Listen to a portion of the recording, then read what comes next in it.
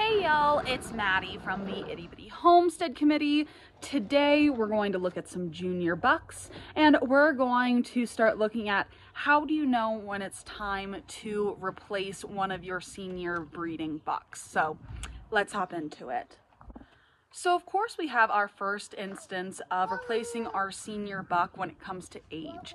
If your buck is starting to age out, he's starting to lose condition, he's just not producing and breeding the way he used to, definitely try to switch him out. But the biggest thing I want to talk about today is knowing when your junior bucks are better than your senior bucks and when to replace sons with fathers. This is Wiley. This is one of our senior silver fox bucks that I'm using as a parts rabbit. In that, when we get him nice and squished up here, he has a good type in that he has a amazing high point. He's a little long on the shoulder, which is why he's fighting me. And his coat's a little too short, but he is huge. He has amazing babies with great grow out rates, and he is just a tank. So when I have a buck I'm either looking at keeping or a buck that I've been keeping, I make a pros and a con list. So the idea is whatever rabbit you have in hand that has the most pros is the one you should keep. And that's because your breeding buck, the top buck in your barn, the top animal in your barn, should be the one that gets all of the girls. So with Wiley, if we're looking at pros, he is ginormous. He is over standard when it comes to weight. He is wide, he is tall, he has a thick shoulder. He is just absolutely glorious. He probably has the most depth out of any of the rabbits I have in the barn. Just a gorgeous, gorgeous boy. Some cons with Wiley. He's a little too long on the shoulder. His fur should be a standing fur. It's just too short. So I need to fix the shoulder, but I'm using his high point right now in my program to breed better bucks and to kind of mitigate that through some of my does. So that's why we're using him right now. Now, I wanted to give you an example of a better typed and better furred animal. This is Hades. Hades is looking to be our buck that we keep for the herd in general. So if you look at him, he has a shorter shoulder, he has this amazing high point, and his fur is a standing fur, nice and evenly silvered. He's a little too soft, but I'll take it. And he has this long length coming in. Then when we get him nice and turned around, when we look at him on his buttocks, he has this nice wide base. His loins need some filling in because he's a baby, but again, look at that fur. Oh my God. This little 12-week-old has so much potential. Again, his name is Hades, and he is probably going to be our sire in through the upcoming years for our entire Silver Fox program because he is just that gorgeous.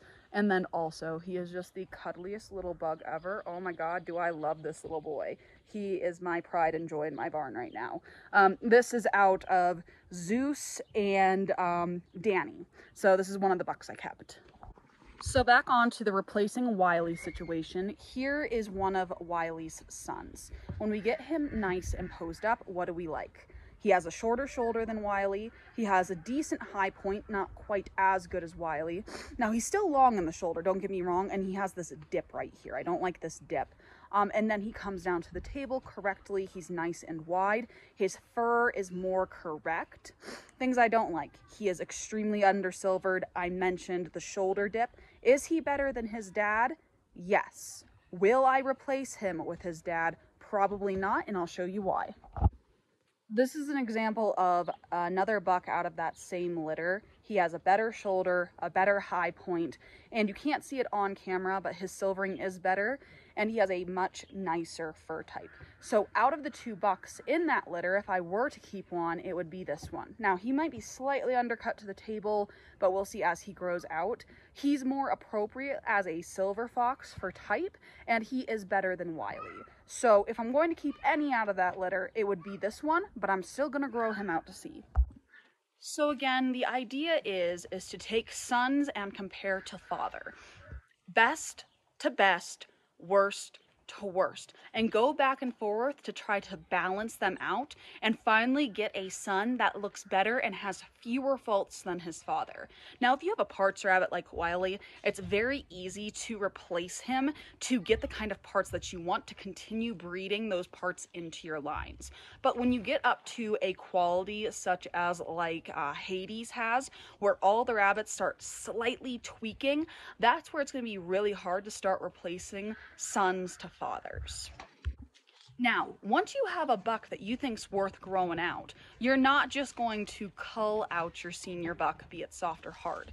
You're going to let that junior buck grow into an intermediate, grow into a senior, then see how he compares to his father. Again, pros and cons list. Did he grow out the way that you wanted him to? And this is going to take space, this is going to take time, this is going to be feed. So, I will not grow out a junior buck past 16 weeks if he is not showing qualities that I like better than his father. Those couple of bucks I grabbed, I'm going to grow one out. There were 4 bucks in the entire litter. I'm going 1 buck out, and he'll probably be culled by 16 weeks if I don't like him. I'm not going to waste the time and feed to grow something out that's not going to be better than his father. But these guys are going to be better than their father. It's just I've been using Wiley in one generation to fix a small problem. So with that being said, you're going to get those babies up to a senior weight and you are going to breed them. Now, why do I say breed these replacements before you replace the father? For one, you got to make sure that their nuts drop and both testicles are descended. You have to make sure they don't have any kind of split penises or that thing. You have to also make sure that they are going to breed, they are going to produce, that they aren't timid and they go with your does with vigor to breed, and that they aren't aggressive. There's nothing I hate more than an aggressive buck. I have a friend, her saying is bucks are only good for 2 things, feeding and the other F word. And I completely agree. So once that son is producing babies, see what he is producing and see if he is producing better than his father with his does. If he is, you have your answer. It is time to move on to the son as your herd buck.